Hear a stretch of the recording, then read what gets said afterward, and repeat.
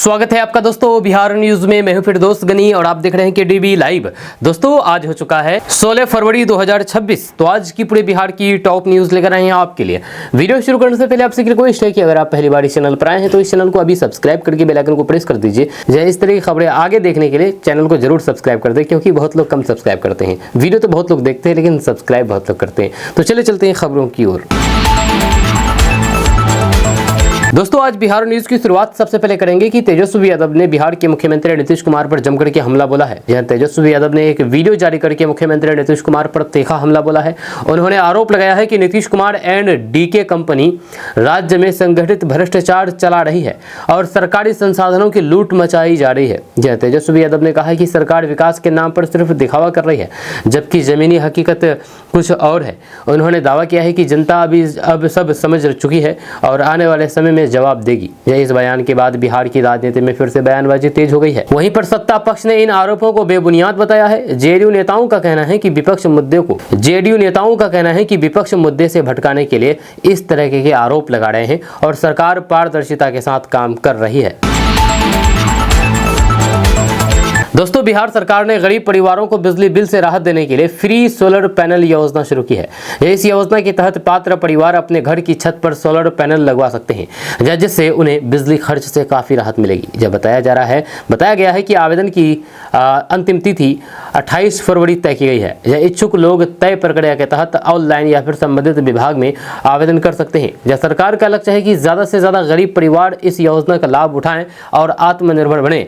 सरकार का कहना है कि सोलर ऊर्जा से न सिर्फ बिजली बिल कम होगा बल्कि पर्यावरण को भी फायदा पहुंचेगा। ये योजना राज्य में हरित ऊर्जा को बढ़ावा देने की दिशा में एक बड़ा कदम मानी जा रही है। दोस्तों महाशिवरात्रि पर तेज प्रताप यादव का नया लुक सामने आया है। जी हां, महाशिवरात्रि के मौके पर तेज प्रताप यादव का नया लुक, नया अंदाज सोशल मीडिया पर तेजी से वायरल हो रहा है। वह भगवा वस्त्र पहन करके ओम का जाप करते नजर आए। जहां उनके इस धार्मिक रूप को लेकर के समर्थकों में उत्साह है, वहीं पर राजनीतिक गलियारों में भी चर्चा तेज हो गई है। तेज प्रताप यादव पहले भी खुद को शिव भक्त बताते हैं और अलग अलग मौके पर धार्मिक कार्यक्रमों में शामिल होते रहे हैं। इस बार महाशिवरात्रि पर उनका वीडियो सामने आने के बाद इसे उनके आध्यात्मिक झुकाव से जोड़ करके देखा जा रहा है। यह सोशल मीडिया पर लोग उनके इस नए लुक पर तरह तरह की प्रतिक्रिया दे रहे हैं। यह कुछ इसे आस्था बता रहे हैं तो फिर कुछ इसे राजनीतिक संदेश के रूप में देख रहे हैं। दोस्तों बिहार में 41 टोल प्लाजा पर ई चालान काटा जाएगा, यानी कि कोई भी ट्रैफिक पुलिस नहीं रहेंगी। आपका ऑटोमेटिक कैमरा के माध्यम से चालान काट दिया जाएगा अगर कुछ कागज में कुछ गड़बड़ी पाई गई तो। जी हाँ, बिहार सरकार ने ट्रैफिक नियमों को सख्ती से लागू करने के लिए बड़ा कदम उठाया है। अब बिहार के 41 टोल प्लाजा ई चालान सिस्टम लागू किया जाएगा, यानी कि अगर गाड़ी के कागजात पूरे नहीं हैं या फिर नियमों का उल्लंघन हुआ तो फिर सीधे ऑनलाइन चालान काट दिया जाएगा। परिवहन विभाग का कहना है कि ये व्यवस्था पूरी तरह से डिजिटल होगी और कैमरे के जरिए गाड़ियों की जांच की जाएगी। इसलिए वाहन मालिकों को सलाह दी गई है कि वे अपनी गाड़ी के सभी कागजात समय पर अपडेट करा लें। वहीं पर सरकार का दावा है कि इस कदम से ट्रैफिक नियमों का पालन बेहतर होगा और सड़क सुरक्षा में सुधार आएगा। यह साथ ही रास्तों में भी बढ़ोतरी होने की उम्मीद जताई जा रही है। दोस्तों बिहार के 8 जिलों को सीधे हवाई संपर्क से जोड़ने की तैयारी चल रही है। बिहार सरकार बिहार के 8 जिलों को सीधे हवाई सेवा से जोड़ने की तैयारी में है। यह छोटे विमानों के जरिए इन इलाकों को पटना और फिर अन्य प्रमुख शहरों से जोड़ा जाएगा, जिससे सफर तेज और सुविधाजनक हो सके। इस योजना से खास करके दूर दराज के जिलों के लोगों को बड़ा फायदा मिलने की उम्मीद है। सरकार का कहना है कि इससे इलाज, व्यापार और फिर पर्यटन को नई रफ्तार मिलेगी। मरीजों को बड़े शहरों तक जल्दी पहुंचने में मदद मिलेगी। वहीं पर कारोबारी गतिविधियां भी बढ़ेगी। पर्यटन स्थलों तक आसान पहुंच से स्थानीय रोजगार के अवसर भी बढ़ सकते हैं। अधिकारियों के मुताबिक हवाई पट्टियों को विकसित करने और फिर जरूरी सुविधाएं उपलब्ध कराने का काम तेजी से आगे बढ़ाया जा रहा है। ये छोटे विमानों की सेवा शुरू होने के बाद बिहार के इन जिलों में की कनेक्टिविटी में बड़ा बदलाव देखने को मिल सकता है। दोस्तों अब बिहार वासियों को 67 नहीं सिर्फ 21 दिनों में न्याय मिल जाएगा। जब बिहार में उपभोक्ता शिकायतों के निपटारे के लिए नई डिजिटल व्यवस्था लागू की जा रही है। 1 अप्रैल से उपभोक्ताओं को अपनी शिकायतों का समाधान अधिकतम 21 दिनों के अंदर देने का लक्ष्य तय किया गया है, जबकि पहले इसमें करीब 67 दिन तक समय लगते थे। जी हाँ, नई प्रणाली पूरी तरह से ऑनलाइन होगी। शिकायत दर्ज करने से पहले उसकी सुनवाई और फिर फैसले तक की प्रक्रिया डिजिटल प्लेटफॉर्म पर होगी। इसे पारदर्शिता बढ़ेगी और फिर लोगों को बार बार दफ्तरों के चक्कर नहीं लगाने पड़ेंगे। सरकार का दावा है कि इस बदलाव से उपभोक्ताओं को तेज न्याय मिलेगा और फिर विभागीय लापरवाही पर भी अंकुश लगेगा। अधिकारियों को समय सीमा के भीतर शिकायतों का निपटारा करना अनिवार्य होगा, नहीं तो फिर जवाबदेही तय की जाएगी। दोस्तों, बिहार में लोक जनशक्ति पार्टी रामविलास के कार्यकर्ताओं ने आरजेडी के खिलाफ जोरदार प्रदर्शन किया है। कार्यकर्ताओं ने आरोप लगाया है कि आरजेडी दलित विरोधी राजनीति कर रही है और फिर इसी के विरोध में तेजस्वी यादव का पुतला फूंका गया। जहां प्रदर्शन के दौरान नारेबाजी भी की गई। पार्टी नेताओं ने कहा है कि दलित समाज के मुद्दों पर आरजेडी सिर्फ राजनीति करती है, जबकि जमीन पर कोई ठोस काम नहीं हुआ है। उन्होंने आरोप लगाया है कि बयानबाजी और फिर सियासी आरोप प्रत्यारोप से समाज को बांटने की कोशिश की जा रही है। इस प्रदर्शन के बाद राजनीतिक माहौल और गर्मा गया है, जहां अब आरजेडी की ओर से भी पलटवार की संभावना जताई जा रही है, जिससे आने वाले दिनों में सियासी टकराव और तेज हो सकता है। दोस्तों, पाकिस्तान में बिहार के लाल का खौफ दिख रहा है। दरअसल बात यह है कि बिहार के युवा क्रिकेटर ईशान किशन ने कोलंबो में शानदार प्रदर्शन करते हुए नया रिकॉर्ड बना दिया है। उनकी तूफानी बल्लेबाजी ने विरोधी टीमों के गेंदबाजों पर दबाव बना दिया और फिर सोशल मीडिया पर भी उनकी खूब चर्चा हो रही है। ईशान किशन की पारी को लेकर के कहा जा रहा है कि उन्होंने बड़े मंच पर खुद को साबित कर दिया है। उनकी आक्रामक शैली और फिर तेज रन बनाने की क्षमता ने मैच का रुख बदल दिया है। क्रिकेट प्रेमियों के बीच इसे यादगार प्रदर्शन माना जा रहा है, जहाँ उनकी इस उपलब्धि से बिहार में भी खुशी की लहर है। खेल विशेषज्ञों का मानना है कि ऐसे प्रदर्शन से युवा खिलाड़ियों को प्रेरणा मिलेगी और फिर अंतर्राष्ट्रीय स्तर पर बिहार के खिलाड़ियों की पहचान और मजबूत होगी। दोस्तों, बिहार की सियासत में एक अहम बदलाव हुआ है। गृह मंत्री सम्राट चौधरी का कार्यालय अब मुख्य सचिवालय में शिफ्ट कर दिया गया है, जहां पर मुख्यमंत्री नीतीश कुमार पहले से ही बैठते हैं। जहाँ इससे दोनों नेताओं का दफ्तर अब एक ही परिसर में हो गया है, जिसे प्रशासनिक समन्वय के लिहाज से बड़ा कदम माना जा रहा है। जहाँ सरकार की ओर से कहा जा रहा है कि इस फैसले से विभागों के बीच तालमेल और तेज होगा। जहाँ गृह विभाग और मुख्यमंत्री कार्यालय के बीच समन्वय बेहतर होने से फैसले जल्द लिए जा सकेंगे और फिर कानून व्यवस्था से जुड़े मामलों की मॉनिटरिंग मजबूत होगी। जी हां, हालांकि विपक्ष इस बदलाव को राजनीतिक नजरिए से भी देख रहा है। जहां कुछ नेताओं का कहना है कि ये कदम अंदरूनी समीकरणों को साधने की कोशिश है। आने वाले दिनों में इस बदलाव का प्रशासनिक असर साफ नजर आएगा। दोस्तों, बिहार के रक्सौल एयरपोर्ट को अंतर्राष्ट्रीय स्तर का बनाने की मांग तेज हो गई है। जी हाँ, रनवे विस्तार और जरूरी बुनियादी ढांचे के विकास के लिए मुख्यमंत्री और से औपचारिक प्रस्ताव रखा गया है, जहाँ सीमावर्ती क्षेत्र होने के कारण इसे व्यापार और फिर आवागमन के लिए अहम माना जा रहा है। स्थानीय लोगों और फिर जनप्रतिनिधियों का कहना है कि अगर रक्सौल एयरपोर्ट को अंतर्राष्ट्रीय दर्जा मिलता है तो फिर नेपाल से आने जाने वाले यात्रियों और फिर व्यापारियों को बड़ी सुविधा मिलेगी। या वहीं पर इससे पर्यटन, कारोबार और निवेश को भी बढ़ावा मिल सकता है। जहाँ सरकार की ओर से फिलहाल प्रस्ताव पर विचार की बात कही गई है। अगर रनवे विस्तार और फिर तकनीकी मानकों की मंजूरी मिलती है तो फिर आने वाले समय में रक्सौल क्षेत्र के विकास को नई रफ्तार मिल सकती है। दोस्तों, बिहार सरकार ने बिहार के मछुआरों के लिए बड़ी राहत की घोषणा की है। मत्स्य पालन से जुड़े हुए लोगों को अब निःशुल्क यानी कि फ्री में मत्स्य विपणन किट दी जा रही है, ताकि वे अपनी मछलियों को सुरक्षित और फिर बेहतर तरीके से बाजार तक पहुंचा सके। इस पहल का मकसद मछुआरों की आमदनी बढ़ाना और फिर उनके कारोबार को संगठित रूप देना है। जी हाँ, इस किट में मछली रखने के लिए बॉक्स, तौल मशीन और फिर ज़रूरी उपकरण शामिल किए जा रहे हैं। सरकार का कहना है कि इससे मछलियों की गुणवत्ता बनी रहेगी और फिर बाजार में उन्हें बेहतर दाम मिल सकेंगे।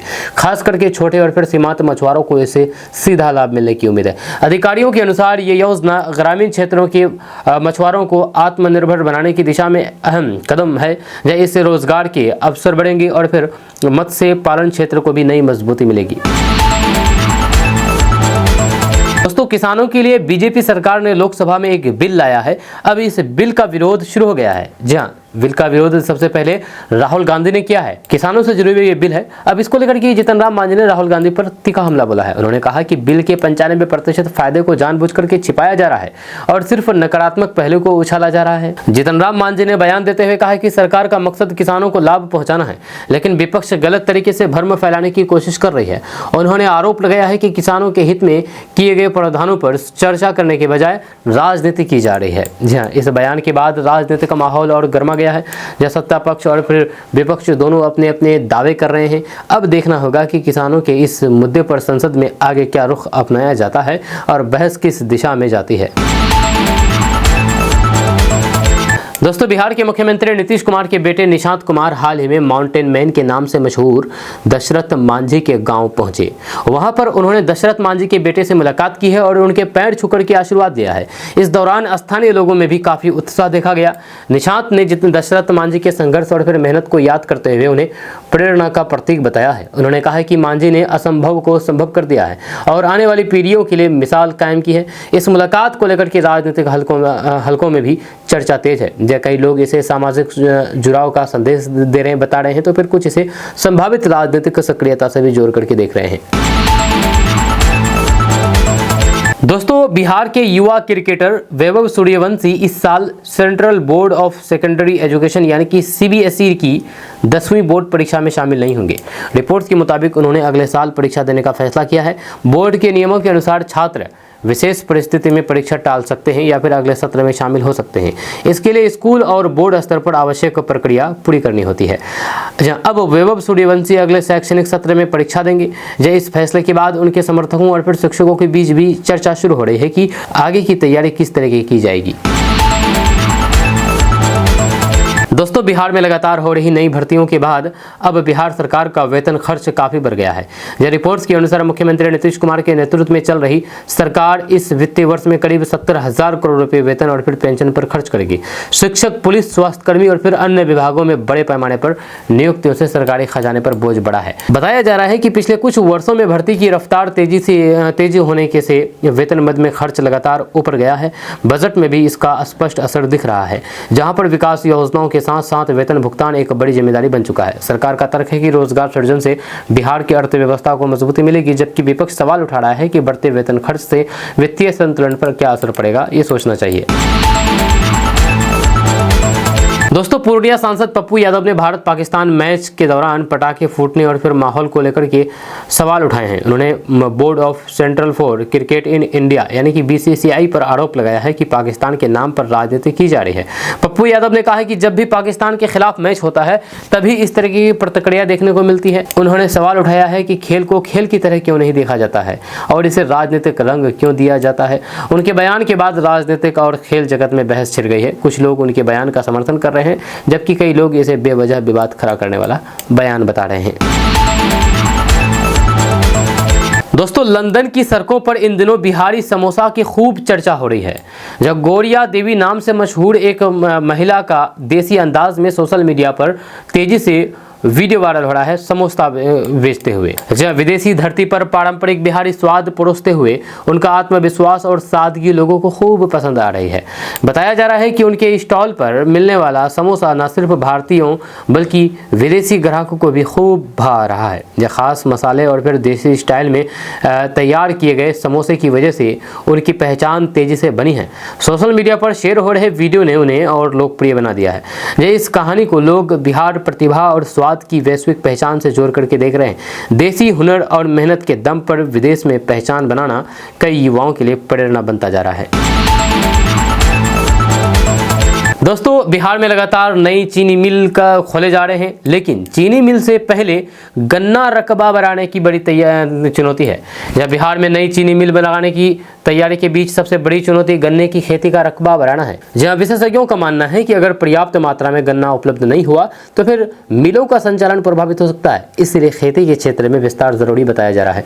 जब सरकार सहकारी मॉडल के जरिए किसानों को जोड़ने की तैयारी पर काम कर रही है। इसके तहत किसानों को बेहतर बीज, तकनीकी सलाह और फिर समय पर भुगतान की व्यवस्था सुनिश्चित करने की कोशिश होगी। माना जा रहा है कि इससे किसानों का भरोसा बढ़ेगा और वे गन्ना उत्पादन की ओर आकर्षित होंगे। जहां अगर ये योजना सफल होती है तो फिर किसानों की आय में वृद्धि के साथ साथ ग्रामीण क्षेत्र में रोजगार के नए अवसर भी पैदा होंगे। यह चीनी उद्योग के पुनर्जीवन से स्थानीय अर्थव्यवस्था को भी मजबूती मिलने की उम्मीद है। दोस्तों, बिहार के उप मुख्यमंत्री सम्राट चौधरी ने एक बार फिर से सख्त संदेश देते हुए कहा कि बिहार को सुधारना सरकार का एकमात्र लक्ष्य है। उन्होंने स्पष्ट कर दिया है कि कानूनी व्यवस्था से कोई समझौता नहीं होगा और अपराधियों को किसी भी सूरत में बख्शा नहीं जाएगा।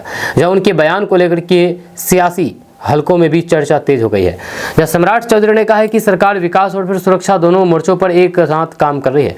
अपराध पर नियंत्रण के लिए पुलिस और प्रशासन को सख्त निर्देश दिए गए हैं। उन्होंने भरोसा दिलाया है कि आम लोगों की सुरक्षा सर्वोच्च प्राथमिकता है और दोषियों पर कार्रवाई तय है। जहाँ सरकार का दावा है कि लगातार मॉनिटरिंग और फिर कड़े कदमों से हालात में सुधार हो रहा है। हालांकि विपक्ष इन दावों पर सवाल उठा रहा है, लेकिन सत्ता पक्ष का कहना है कि बिहार को बेहतर दिशा में ले जाने के लिए कठोर कार्रवाई जरूरी है। दोस्तों, बिहार सरकार ने किसानों और पशुपालकों को बड़ी राहत देते हुए मुफ्त टीकाकरण अभियान चलाने की घोषणा की है। यह अभियान 2 चरणों में आयोजित किया जाएगा ताकि अधिक से अधिक पशुओं को कवर किया जा सके और बीमारियों से बचा हो सके। सरकार के मुताबिक अलग अलग जिलों में तय समय के अनुसार टीकाकरण कार्यक्रम चलेगा। जब पशुपालन विभाग की टीमें गाँव-गाँव जाकर के टीके लगाएंगे, जिससे किसानों को पशु अस्पतालों के चक्कर नहीं लगाने पड़ेंगे। इससे पशुओं की सेहत बेहतर होगी और फिर दूध उत्पादन में भी सकारात्मक असर पड़ने की उम्मीद है। विशेषज्ञों का मानना है कि समय पर टीकाकरण से पशुधन की सुरक्षा बढ़ेगी और फिर किसानों की आय पर भी सकारात्मक प्रभाव पड़ेगा। जिस सरकार ने किसानों से अपील की है कि वे अपने जिले की तारीख के अनुसार अभियान में जरूर हिस्सा लें और पशुओं का टीकाकरण जरूर कराएं। दोस्तों, बिहार क्रिकेट एसोसिएशन यानी कि BCA ने सीनियर वनडे ट्रॉफी का ऐलान कर दिया है, जिससे बिहार में क्रिकेट का माहौल गर्मा गया है। इस टूर्नामेंट में बिहार के 8 अलग अलग जोन्स की टीमें हिस्सा लेगी और खिताब के लिए आमने सामने होगी। आयोजन को लेकर के खिलाड़ियों और फिर खेल प्रेमियों में खासा उत्साह देखा जा रहा है। BCA का कहना है कि इस प्रतियोगिता से बिहार के प्रतिभाशाली खिलाड़ियों को अपनी क्षमता दिखाने का बड़ा मंच मिलेगा। जहाँ चयनकर्ताओं की नज़र भी इस टूर्नामेंट पर रहेगी, जिससे बेहतर प्रदर्शन करने वाले खिलाड़ियों को आगे के अवसर मिल सकते हैं। मैदान, अंपायरिंग और फिर अन्य व्यवस्थाओं को लेकर के तैयारियां तेज कर दी गई है। क्रिकेट जानकारों का मानना है कि इस तरह के टूर्नामेंट से बिहार में क्रिकेट का स्तर और मजबूत होगा, जहाँ युवाओं को आगे बढ़ने का मौका मिलेगा और फिर बिहार की टीम को भविष्य के लिए नई प्रतिभाएं मिल सकेंगी। दोस्तों, बिहार के मुजफ्फरपुर में 50 लाख रुपए की विदेशी शराब जब्त की गई है। जी हां, होली से पहले मुजफ्फरपुर पुलिस ने शराब माफिया के एक बड़े सिंडिकेट का भंडाफोड़ किया है। यह कार्रवाई के दौरान करीब 50 लाख रुपए की विदेशी शराब जब्त की है, जिससे अवैध कारोबारी करने वालों में हरकत मच गया है। जब पुलिस ने गुप्त सूचना के आधार पर छापेमारी करके ये बड़ी सफलता हासिल की है। पुलिस अधिकारियों के मुताबिक ये गिरोह लंबे समय से सक्रिय था और फिर त्योहारों के दौरान शराब की बड़ी खेप सप्लाई करने की तैयारी में था। जहाँ कई लोगों से पूछताछ की जा रही है और फिर वेतन में नेटवर्क से जुड़े हुए अन्य आरोपियों की तलाश की जा रही है। दोस्तों, बिहार के मुख्यमंत्री नीतीश कुमार और भाजपा के राष्ट्रीय अध्यक्ष नितिन नवीन ने महाशिवरात्रि के अवसर पर आयोजित भव्य समारोह में भाग लिया। इस दौरान दोनों नेताओं ने भगवान शिव की पूजा अर्चना की और फिर राज्यवासियों के सुख समृद्धि की कामना की। यह कार्यक्रम में बड़ी संख्या में श्रद्धालु और फिर पार्टी कार्यकर्ता मौजूद रहे। समारोह के दौरान नेताओं ने कहा कि महाशिवरात्रि आस्था और फिर एकता का पर्व है, जो समाज को जोड़ने का संदेश देता है। उन्होंने लोगों से शांति, भाईचारे और फिर सामाजिक सद्भाव बनाए रखने की भी अपील की है। दोस्तों, बिहार अब IIT हब बनने जा रहा है। जी हाँ, इंडिया AI इम्पैक्ट समिट 2026 के मंच से यह संकेत मिला है कि बिहार को पूर्वोत्तर भारत के उभरते IIT हब के रूप में विकसित करने की तैयारी में है। जहाँ राजधानी दिल्ली के भारत मंडपम में आयोजित इस कार्यक्रम में डिजिटल तकनीक, आर्टिफिशियल इंटेलिजेंस और स्टार्टअप इकोसिस्टम पर जोर दिया गया है। बिहार सरकार ने IIT पार्क, स्किल डेवलपमेंट और फिर टेक्नोलॉजी आधारित निवेश को बढ़ावा देने की रणनीति का सामने रखी है। बताया जा रहा है कि राज्य में यानी कि बिहार में युवाओं को AI, डेटा साइंस और फिर IIT से जुड़ी हुई ट्रेनिंग देने पर विशेष फोकस रहेगा। इससे रोजगार के नए अवसर पैदा होंगे और बड़े निवेशकों को आकर्षित करने की कोशिश की जाएगी। यह सरकार का दावा है कि आने वाले वर्षों में बिहार तकनीकी क्षेत्र में बड़ी छलांग लगाएगा। दोस्तों, 3000 से ज्यादा प्राइवेट स्कूलों पर गाज गिरने वाली है। जी हाँ, बिहार में 3000 से ज्यादा प्राइवेट स्कूल के खिलाफ शिक्षा विभाग ने कार्रवाई के आदेश दे दिया है। जांच में पाया गया है कि कई स्कूल बिना मान्यता के चल रहे थे या तय नियमों का पालन नहीं कर रहे थे। इसी के बाद विभाग ने सख्त रुख अपनाते हुए जिला शिक्षा अधिकारियों को कार्रवाई का निर्देश दिया है। बताया जा रहा है कि कई स्कूलों ने आधारभूत सुविधाओं, शिक्षक योग्यता और फिर सुरक्षा मानकों को पूरा नहीं किया है। जब कुछ संस्थानों पर फीस और फिर दाखिले से जुड़े हुए नियमों के उल्लंघन के आरोप भी लगे हैं। यह सरकार का कहना है कि छात्रों के भविष्य से समझौता बर्दाश्त नहीं किया जाएगा और नियमों का पालन अनिवार्य होगा। अब संबंधित स्कूलों से जवाब मांगा जा रहा है और आवश्यक दस्तावेजों की जांच की जा रही है। जिन संस्थानों की कमियां दूर नहीं होगी उनके खिलाफ मान्यता रद्द करने जैसी सख्त कार्रवाई भी की जा सकती है। दोस्तों बहुत सारे लोग अंगूर खाना पसंद करते हैं, शायद आप में से भी कोई ऐसे होंगे जिसको अंगूर काफ़ी पसंद होंगे। तो अभी हम आपको बताएंगे कि अंगूर को सही तरीके से कैसे साफ़ करें। जहाँ अक्सर लोग अंगूर को सिर्फ पानी से धो करके खा लेते हैं, लेकिन विशेषज्ञों का कहना है कि ऐसा करना पर्याप्त नहीं है। अंगूर पर कीटनाशकों और फिर धूल के कण चिपके हो सकते हैं, जो सामान्य पानी से पूरी तरह से नहीं हटते, इसलिए इन्हें अच्छी तरह से साफ़ करना ज़रूरी है। अंगूर को साफ़ करने के लिए पहले उन्हें डंठल सहित एक बड़े बर्तन में रखें, फिर पानी में थोड़ा सा नमक या फिर बेकिंग सोडा मिला करके 10 से 15 मिनट तक भिगो दें। इसके बाद साफ़ पानी से 2 से 3 बार अच्छी तरह से धो लें, ताकि सभी रसायन और फिर गंदगी निकल जाए। यह विशेषज्ञ सलाह देते हैं कि खाने से ठीक पहले ही अंगूर धोएं और फिर फ्रीज में रखने से पहले पूरी तरह से सुखा लें। यह सही तरीके से साफ किए गए अंगूर न सिर्फ सुरक्षित होते हैं, बल्कि स्वाद और फिर सेहत दोनों के लिए फायदेमंद भी होते हैं। दोस्तों बिहार में इंटर परीक्षा के दौरान शिक्षा विभाग की बड़ी चूक सामने आई है। आरोप है कि जिन शिक्षकों को पहले ही सेवा से बर्खास्त किया जा चुका था, उन्हें परीक्षा ड्यूटी में लगा दिया गया है। यह मामला सामने आते ही विभाग की कार्यप्रणाली पर सवाल खड़े हो गए हैं और प्रशासन में हरकंप मच गया है। जानकारी के मुताबिक ये गड़बड़ी तब उजागर हुई जब ड्यूटी सूची की जाँच की गई। इसमें कुछ ऐसे नाम पाए गए जो कि पहले ही विभागीय कार्रवाई में हटाए जा चुके थे। सवाल उठ रहे हैं कि आखिर बर्खास्त शिक्षकों का डेटा अपडेट क्यों नहीं किया गया और इतनी बड़ी परीक्षा में निगरानी की व्यवस्था कमजोर कैसे पड़ गई। अब विभाग ने मामले की जांच के आदेश दिए हैं और फिर जिम्मेदार अधिकारियों से स्पष्टीकरण मांगा गया है। अधिकारियों का कहना है कि तकनीकी या फिर सूची तैयार करने में यानी कि लिस्ट तैयार करने में हुई गलती की पड़ताल की जा रही है और दोषियों पर कार्रवाई होगी, ताकि भविष्य में ऐसी लापरवाही दोबारा ना हो। दोस्तों लालू प्रसाद यादव और राबड़ी देवी अचानक दिल्ली पहुंचने से बिहार की राजनीति में चर्चा और का दौर शुरू हो गया है। उनके दौरे को लेकर के तरह तरह के कयास लगाए जा रहे हैं। पार्टी सूत्रों के मुताबिक ये दौरा निजी और राजनीतिक दोनों कारणों से जुड़ा हो सकता है। बताया जा रहा है कि दिल्ली में पार्टी से जुड़े हुए अहम नेताओं से मुलाकात और फिर कुछ कानूनी मामलों पर चर्चा भी एजेंडे में शामिल हो सकती है। हाल की राजनीतिक घटनाक्रम और फिर संगठनात्मक बदलाव को देखते हुए इस यात्रा को अहम माना जा रहा है। यह हालांकि राजद की ओर से आधिकारिक रूप से ज्यादा जानकारी शेयर नहीं की गई है, लेकिन विपक्ष और फिर सियासी गलियारों में इसे आगामी रणनीति से जोड़ करके देखा जा रहा है। यह आने वाले दिनों में इस दौरे के मायने और स्पष्ट हो सकते हैं। दोस्तों बिहार की सड़कों के लिए नए नियम लागू किए गए हैं। दरअसल बात है कि बिहार में सड़क निर्माण व्यवस्था में बड़ा बदलाव किया गया है। नई नीति के तहत ठेकेदारों को अब काम की प्रगति और गुणवत्ता की जांच के बाद ही लगभग 70% भुगतान किया जाएगा। जब सरकार का उद्देश्य है कि सड़कें टिकाऊ और फिर मानकों के अनुसार बने, ताकि बार बार मरम्मत की नौबत न आए। जब लोक निर्माण विभाग के अधिकारियों के अनुसार पहले कई परियोजनाओं में जल्दबाजी और फिर गुणवत्ता को लेकर के शिकायतें मिलती थी, अब तकनीकी जांच, थर्ड पार्टी ऑडिट और फिर समय सीमा आधारित मॉनिटरिंग को अनिवार्य किया गया है। इससे निर्माण कार्य की पारदर्शिता बढ़ेगी। सरकार का दावा है कि नई व्यवस्था से सड़कों की गुणवत्ता बेहतर होगी और फिर जनता को लंबे समय तक अच्छी सड़क सुविधा मिलेगी। साथ ही साथ नियमों का उल्लंघन करने वाले ठेकेदारों पर सख्त कार्रवाई के प्रावधान भी किया गया है। दोस्तों असदुद्दीन ओवैसी ने दावा किया है कि एसआईआर प्रक्रिया के जरिए लोगों की नागरिकता पर सवाल खड़े किए जा सकते हैं और जहां उनके बयान के बाद राजनीतिक हलकों में बहस तेज हो गई है। असदुद्दीन ओवैसी का कहना है कि इस तरह की प्रतिक्रिया से आम नागरिकों में भ्रम और फिर भय का माहौल बन सकता है। हालांकि सरकार की ओर से साफ कहा गया है कि ऐसी किसी भी प्रक्रिया का उद्देश्य नागरिकता छीनना नहीं, बल्कि रिकॉर्ड को अपडेट और फिर पारदर्शी बनाना है। अधिकारियों का कहना है कि कानून के तहत ही सभी कदम उठाए जाते हैं और फिर आम लोगों को घबराने की जरूरत नहीं है। इस मुद्दे पर पक्ष और फिर विपक्ष आमने सामने है, जहां पर एक और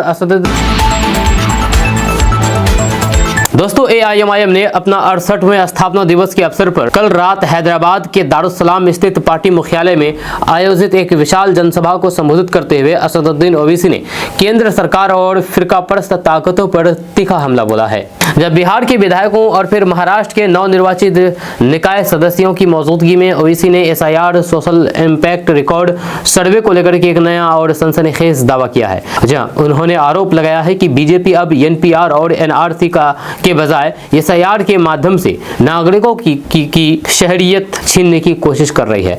अपने भाषण की शुरुआत में असदुद्दीन ओवैसी ने जनता से सेल फोन की लाइट जलाने की अपील की है, यानी कि मोबाइल फोन की लाइट जलाने की अपील की और 14 फरवरी 2019 को पुलवामा में शहीद हुए 40 सीआरपीएफ जवानों को श्रद्धांजलि दी है। जहां उन्होंने कहा कि हम उन बहादुर सिपाहियों की शहादत को याद करते हैं और वजीर आजम से उम्मीद करते हैं कि पड़ोसी मुल्क से फैलाई जा रही दहशतगर्दी को वे जड़ से खत्म करेंगे। वहीं पर असदुद्दीन ओवैसी ने बेहद तल्ख लहजे में कहा कि आज देश में हक मांगने वालों को दुश्मन करार दिया जा रहा है। उन्होंने गिनाया है कि जो दलित अंबेडकर के संविधान को मानता है, फिरका परस्त ताकतें उसे दुश्मन समझती है, जो आदिवासी अपनी जमीन बचाने की बात करता है या फिर जो बेरोजगार युवा नौकरी मांगता है उसे प्रशासन का दुश्मन बना दिया जाता है। जब हमारी टोपी, दाढ़ी और फिर बेटियों का हिजाब कुछ लोगों की आंखों में खटकता है। असदुद्दीन ओवैसी ने जोर देकर के कहा है कि इस मुल्क की खूबसूरती इसके अलग अलग धर्मों और फिर उनकी इबादत गाहों में है।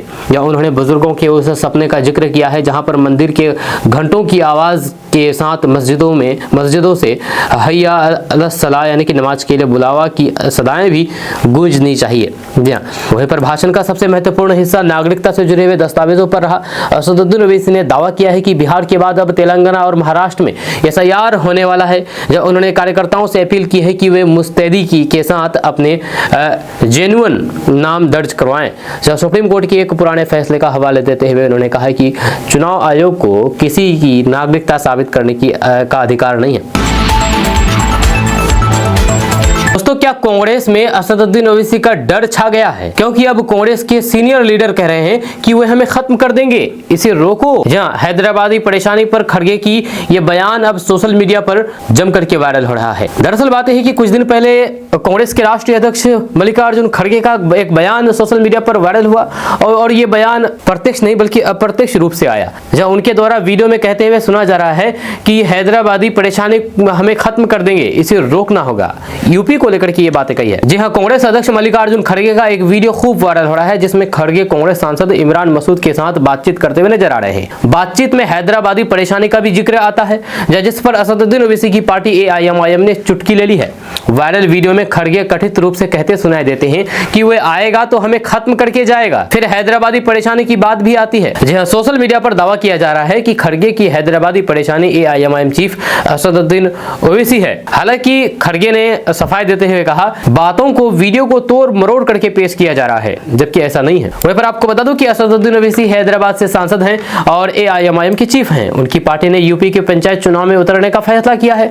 इसी बीच मल्लिकार्जुन खड़गे और फिर सहारनपुर से सांसद इमरान मसूद का ये वायरल वीडियो सामने आया है। एक रिपोर्ट्स के मुताबिक वीडियो संसद परिसर का है। शार्दुल द्वार के बाहर खड़गे इमरान मसूद से बातचीत करते हुए दिखाई दे रहे हैं। एक और नेता उनके साथ में थे जिन्हें कांग्रेस ज्वाइन कराने की बात कही हो रही थी, तभी खड़गे कथित रूप से कहते नजर आ रहे हैं। वहीं पर ज्वाइन कराओ, उसे मत आने दो, खड़गे कहते हुए नजर आते हैं कि ज्वाइन कराओ, उसे आने मत दो, आने मत देना। जब वो एक बार आएगा तो वे खत्म हो जाएगा। जब नेशनल पार्टी नहीं है उसकी, लेकिन हमें खत्म करके जाएगा। फिर सवाल है कि कौन? तो जवाब आया हैदराबाद। हैदराबाद में 3 मशहूर चीजें हैं, मालूम है, एक है शेरवानी, एक है बिरयानी और एक है परेशानी। दोस्तों, किशनगंज के 113 साल पुराने हरगौरी मंदिर में भक्तों की लंबी कतारें लगी है। जब किशनगंज में शिव बारात निकाली गई है, जब फूलों और रोशनी से मंदिर परिसर जगमग उठा। दरअसल बात है कि आस्था और भक्ति के महापर्व महाशिवरात्रि पर आज किशनगंज में श्रद्धा और फिर उल्लास का अद्भुत नजारा देखने को मिला। जब सुबह की पहली किरण के साथ ही शिव भक्त जल, दूध, बेलपत्र और फल फूल लेकर के मंदिरों की ओर निकल पड़े। जहाँ हर सड़क, हर चौक से होकर के हर हर महादेव की गूंज सुनाई देती रही। जब बच्चे, युवा, महिलाएं और फिर बुजुर्ग सभी भक्तिमय माहौल में शिव आराधना में डूबे रहे। वहीं पर जिले के प्रमुख शिवालयों भूतनाथ गौशाला शिव मंदिर, थिरानी धर्मशाला शिव मंदिर, ठाकुरगंज हरगौरी मंदिर, मनोरंजन क्लब शिव मंदिर और बाकी कई सारे मंदिर में भक्तों की भीड़ लगी रही। वहीं पर हर मंदिर के बाहर जलाभिषेक के लिए लंबी कतारें देखी गई। स्वयं सेवकों की ओर से भक्तों को लाइन प्रबंधन और फिर प्रसाद वितरण में मदद की गई। वहीं पर महाशिवरात्रि पर सबसे ज्यादा भीड़ ठाकुरगंज के 130 साल पुराने हरगौरी मंदिर में उमड़ी। जब सुबह से ही मंदिर परिसर श्रद्धालुओं से खचाखच भर गया। जब बिहार, पश्चिम बंगाल और फिर नेपाल से हजारों भक्त यहां पर जलाभिषेक करने के लिए पहुंचे। वहीं पर लोगों का मानना है कि यहां पर स्थित स्वयंभू शिवलिंग पर जल चढ़ाने से सभी संकट दूर हो जाते हैं। जब श्रद्धालुओं ने शिवलिंग और फिर पार्वती की संयुक्त प्रतिमा के दर्शन किए और फिर आशीर्वाद लिया। आपको बता दें कि साल 1901 में स्थापित ये प्राचीन सिद्धपीठ अपनी विशिष्टता के कारण क्षेत्र के सबसे प्रमुख धार्मिक स्थलों में गिना जाता है। जहां यहाँ पर मौजूद स्वयंभू शिवलिंग पर पार्वती की प्रतिमा उकेरी हुई है, जो इसे इस इलाके में अद्वितीय बनाती है। दोस्तों, क्या बिहार की राजनीति में बड़ा खेला होने वाला है? क्योंकि महागठबंधन से ताल्लुक रखने वाले एक विधायक AIMIM की एक सभा में असदुद्दीन ओवैसी की ऐसी तारीफ की है कि अब चारों तरफ ये चर्चा शुरू हो गया है कि क्या बिहार में एक बार फिर से चुनाव बाद भी खेला होने वाला है। दरअसल बात यह है कि IP गुप्ता, जो कि पान आंदोलन से उभरे हैं और वे तांती तत्वा समाज से ताल्लुक रखते हैं, अपनी पार्टी बनाई है और अपनी पार्टी का महागठबंधन के साथ गठबंधन करके इस बार बिहार विधानसभा चुनाव लड़ा और जीत भी गया। अब चुनाव जीतने के बाद AIMIM के चीफ असदुद्दीन ओवैसी की ऐसी तारीफ की कि लोग अब क्यास लगा रहे हैं कि क्या IP गुप्ता कुछ खेला करने वाले हैं। दरअसल बात यह है कि IP गुप्ता ने असदुद्दीन ओवैसी की तारीफ करते हुए कहा कि असदुद्दीन ओवैसी साहब जब बोलते हैं तो फिर दुनिया सुनती है।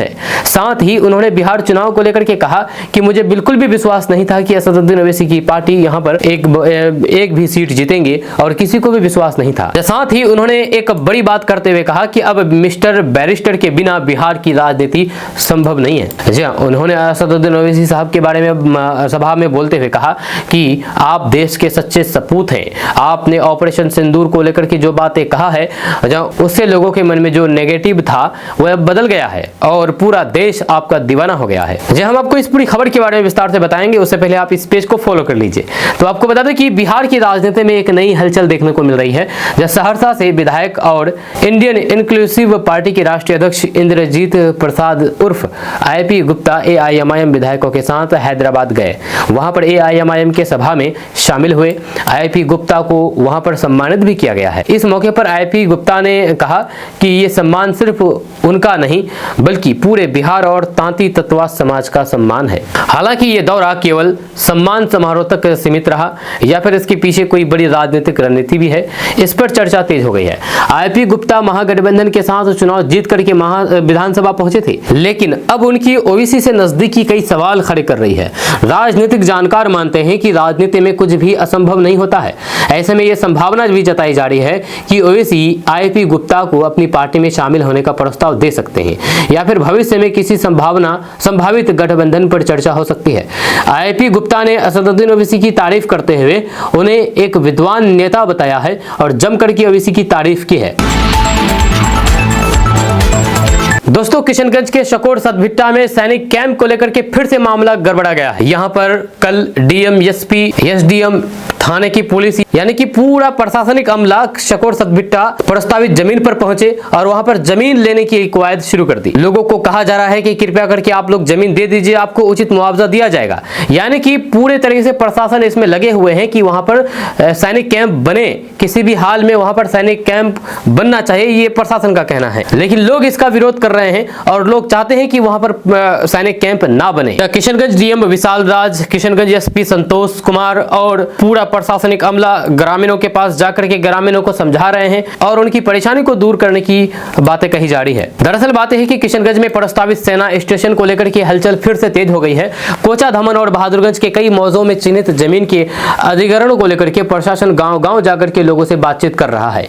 जहां पर एक और सेना स्टेशन को विकास और सुरक्षा से जोड़ा जा रहा है, वहीं पर किसान अपनी जमीन और फिर रोजी रोटी को लेकर के चिंतित है। अब DM और SP खुद मोर्चा संभाल चुके हैं। हम आपको इस पूरी खबर के बारे में बताएंगे, उससे पहले आप हमारे इस पेज को फॉलो कर लीजिए। आपको बता दूं कि करीब 200 एकड़ जमीन पर इस सेना स्टेशन के निर्माण की योजना है।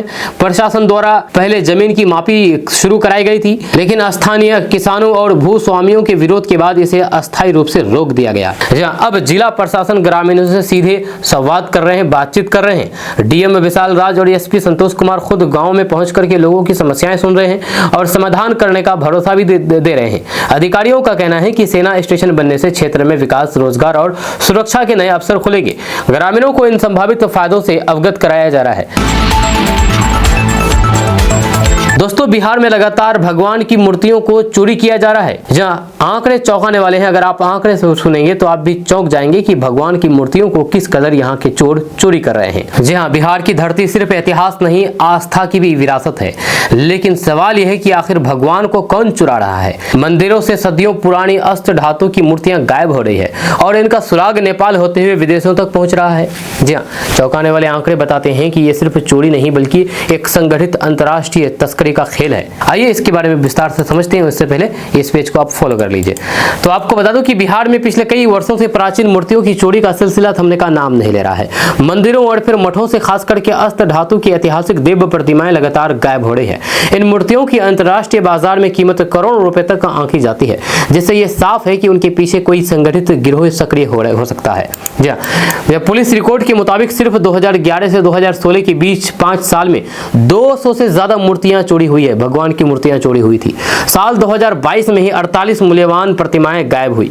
2021 में 44 मूर्तियां चोरी हुई, जिनमें आधी ही बरामद हो सकी है। जब गया, समस्तीपुर, वैशाली, मुजफ्फरपुर, भोजपुर, कटिहार, पूर्णिया, किशनगंज और पश्चिम चंपारण जैसे जिलों में ऐसी घटनाएं सामने आई है। वहीं पर अष्ट धातु की मूर्तियां तस्करों की पहली पसंद है। ये मूर्तियां सोना, चांदी, तांबा, सीसा, टीन, लोहा और फिर अन्य धातुओं के मिश्रण से बनती है और फिर सदियों तक सुरक्षित रहती है। जब धार्मिक महत्व के साथ साथ इनकी ऐतिहासिक और फिर कलात्मक कीमत भी बहुत अधिक होती है। जब यूरोप और फिर अमेरिका जैसे देशों में ऐसी प्राचीन मूर्तियों की भारी मांग है। जब बिहार की भौगोलिक स्थिति भी तस्करों के लिए अनुकूल मानी जाती है। जब राज्य के 7 जिले नेपाल सीमा से सटे हैं, जबकि अररिया और किशनगंज बांग्लादेश सीमा के करीब। जब कई मामलों में चोरी की गई मूर्तियों को सड़क मार्ग से नेपाल ले जाया जाता है, जहां से उन्हें अन्य देशों में भेज दिया जाता है। जब कुछ मामलों में समुद्री रास्ते और फिर हवाई मार्ग का भी इस्तेमाल होता है। हालांकि पुलिस ने कई मामलों में चोरी की गई मूर्तियां बरामद की है और फिर तस्करों को गिरफ्तार भी किया है।